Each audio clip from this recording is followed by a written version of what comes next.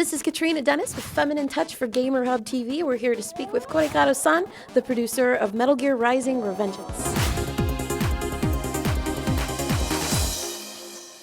So, Korekado-san, this game has gone through a lot since the beginning, and it's been on and off the table, and a lot of gamers have been anticipating it for a very long time. So can you possibly give gamers an idea of how the game started in comparison to what it is now, and what major changes that you guys had to go through, and how the two teams work together with that? Well, originally, this game was being developed internally in Kojima Productions as Metal Gear Solid Rising. At that point, we already had the concept of having this new character as a main character, this new new style of gameplay, different from past Metal Gear games.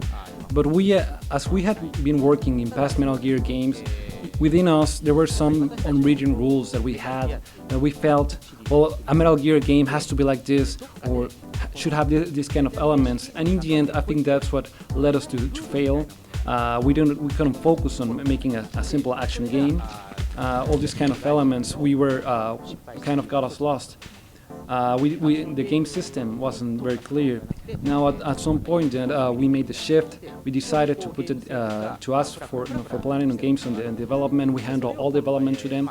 They were completely in charge of game design, and these things that we weren't very clear on, that we were kind of lost. They made it very simple. They said the focus of this game has to be that of cutting. Cutting has to be something that feels really good. So all these questions that we have, all these doubts that we had, they made it very simple. They focused on making a good action game, and that resulted in this Metal Gear Rising game that we have now.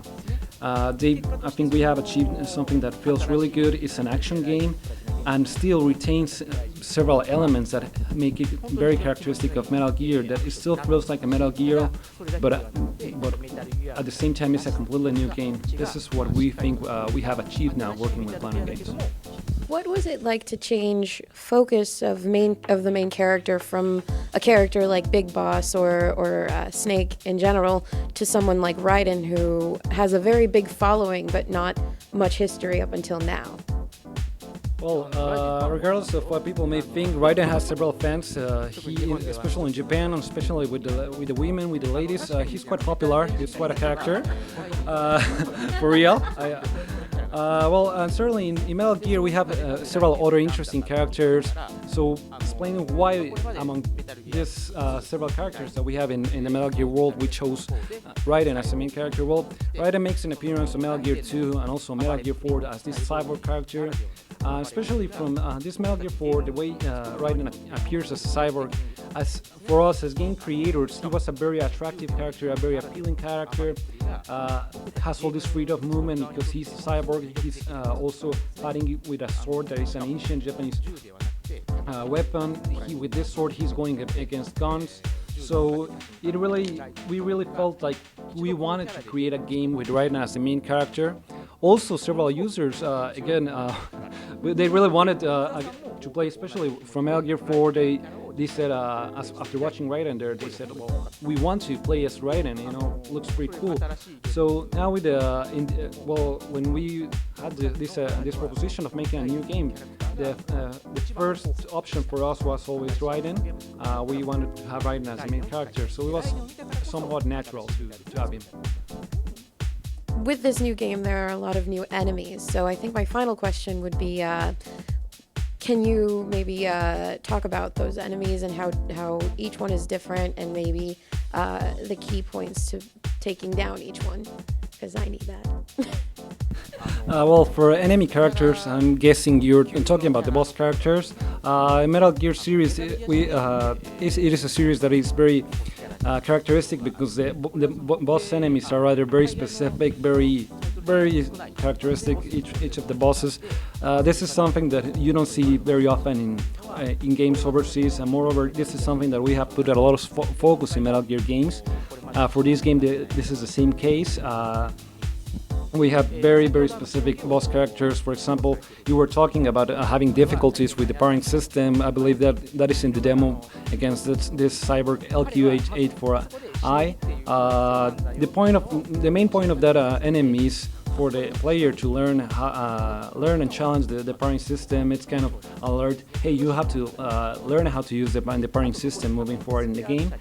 As other boss enemies, boss characters, well, we have this evil enemy enterprise that is Desperado. There are mainly three enemies there: Mistral, Monsoon, Sundowner. First, you face Mistral. She is at fairly early stages in the game, so you can battle with her pretty straightforward. It shouldn't be too much of a difficulty. Then by the middle of the game, you battle Monsoon.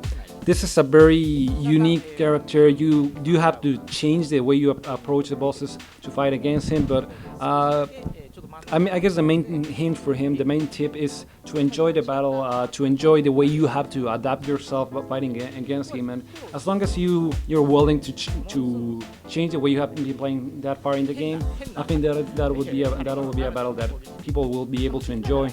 And lastly, Sundowner.